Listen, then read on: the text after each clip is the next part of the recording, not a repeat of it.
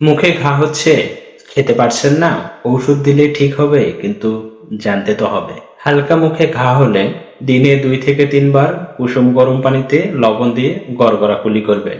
ঠান্ডা দুধ বা দই গ্রহণ করতে পারেন। ঝাল, টক, গরম খাবার একদম বন্ধ। ঘা বেশি হলে দরকার ভিটামিন বি কমপ্লেক্স অথবা বি12, জিঙ্ক সাপ্লিমেন্ট এবং অ্যান্টিসেপটিক মাউথওয়াশ। ব্যথা থাকলে ট্রপিক্যাল জেল ইউজ করতে হবে। এবং মুখে ঘা হলে যা আপনারা এড়িয়ে চলবেন: ধূমপান, পান জর্দা, খুব গরম চা কফি। ঘা খোঁচানো বা ফাটানো যাবে না। 7 থেকে 10 দিনেও যদি না সারে, বারবার একই জায়গায় ঘা হয়, অবশ্যই ডাক্তারের শরণাপন্ন হতে হবে। ভিডিওটি সেভ করে রাখুন এবং পেজে ফলো করে রাখুন। কারো মুখে ঘা হলে ভিডিওটি অবশ্যই শেয়ার করবেন এবং সবসময় চিকিৎসা বিষয়ক এবং স্বাস্থ্য পরামর্শ বিষয়ক তথ্য আমার এই পেজেই পাবেন।